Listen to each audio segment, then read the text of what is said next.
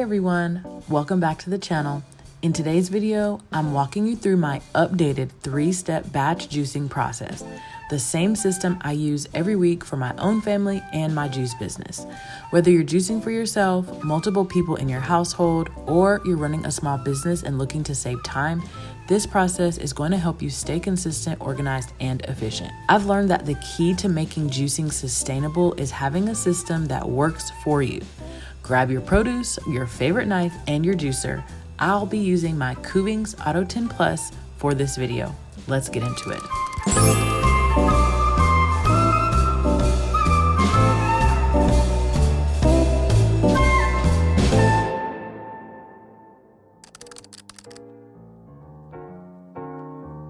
Step 1 is all about cutting and washing. This is where prep really sets the tone for the rest of the process. I always start by clearing and sanitizing my workspace. It might seem simple, but having a clean and organized space really helps things to move faster later. Then I lay out all my produce, do a quick inspection, remove any wilted leaves, soft spots, brown spots, and etc. Next, I fill my sink with cool water, and depending on the type of produce, I'll either use baking soda or white vinegar. The goal here is to remove any dirt, wax, or pesticide residue while keeping things crisp and fresh. Once the washing is done, I move into cutting and sorting. This is all about the efficiency. I like to group my produce by recipe. For example, all my cucumbers, celery, kale, and green apples go together, or my beets, apple, and mint. I do this so that it helps to save time, because whenever you're able to move seamlessly from one batch to the next, it helps to cut down on washing and rewashing your cutting board, your knives, and your utensils.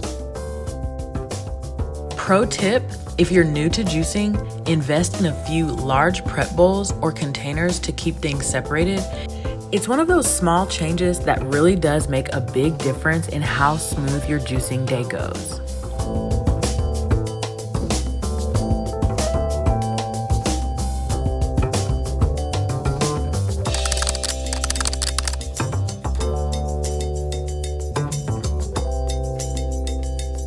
That was part 1. We are officially moving to part 2, and part 2 is the measuring and portioning, okay? That's part 2 of my meal prep process, so let's get it. Once everything is washed and prepped, it's time for step 2, measuring and portioning. This step might not seem necessary at first, but trust me, it's a total game changer if you want consistency in your flavors, colors, and yield amounts. When I first started juicing, I'd just eyeball. Some batches came out perfect, others were a little too spicy, too sweet. Measuring your ingredients not only helps you control taste, it also helps you track your inventory if you're selling juices. For each recipe, I portion my produce into containers, enough for one full batch. That way, when it's time to juice, all I have to do is grab one pre-measured set and go. If you're juicing for multiple people, say you and your spouse, this step helps to keep things organized and fair. You can portion each person's juice for the week, label them by day, and know exactly what you're drinking. Keep in mind that the size and ripeness of your produce does matter, and it might adjust your yields slightly. And if you're a small business owner, this is where you're gonna see the biggest time savings. You can prep several recipes in one session, juice them back to back without stopping to recalculate, rewrite measurements every time, and retaste. Another quick note, if you have produce that oxidizes quickly, like apples or pears, store them in airtight containers to keep them cold until you're ready to juice. This keeps your nutrients intact and your final juice fresh and vibrant. We are moving on to step 3 in our 3-step process of batch juicing. And step 3 is the actual juicing and bottling. Let's do this. Now for the fun part. Step 3, juicing, bottling, and labeling.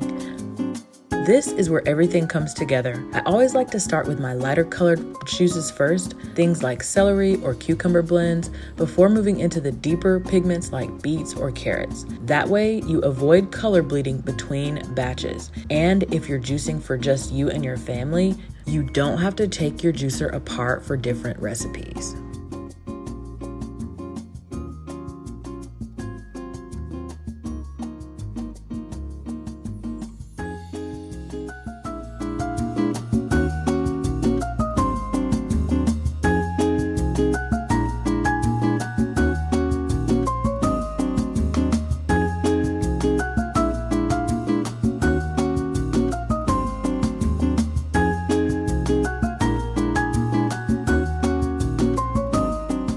As the juice comes out, I pour it into my 4-quart prep container using my mesh strainer to filter out any excess fiber that may have slipped through. This helps make the juice extra smooth. It's really up to a personal preference if you're juicing for you and your family, but for the juice business, it's one of those added touches that really does set me apart from the next. Also, I typically complete one entire process at a time because our brains work better when they don't have to divide and conquer on tasks as much, so I save all my labeling for the end.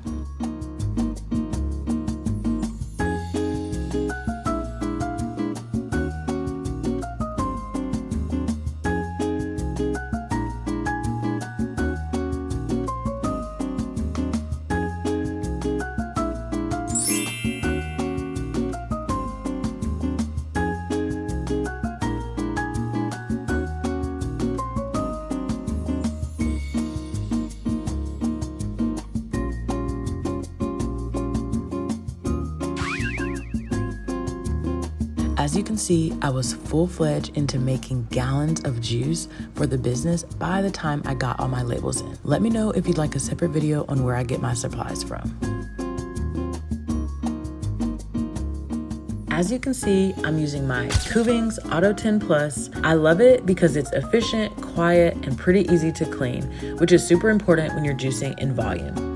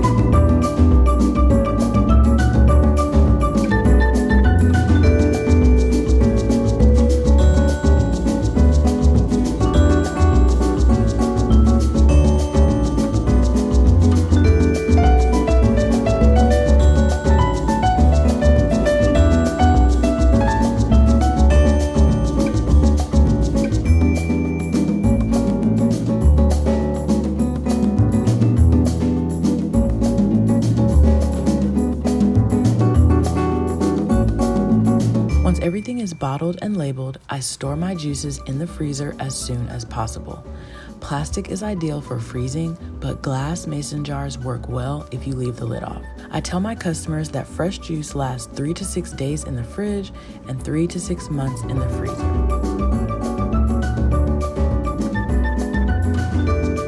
On my label, I include the name of the company, Witness True Wellness, the name of the juice, color coordinated to match the color of the juice, and how many fluid ounces the bottle is. This isn't my ideal label, but it is a start.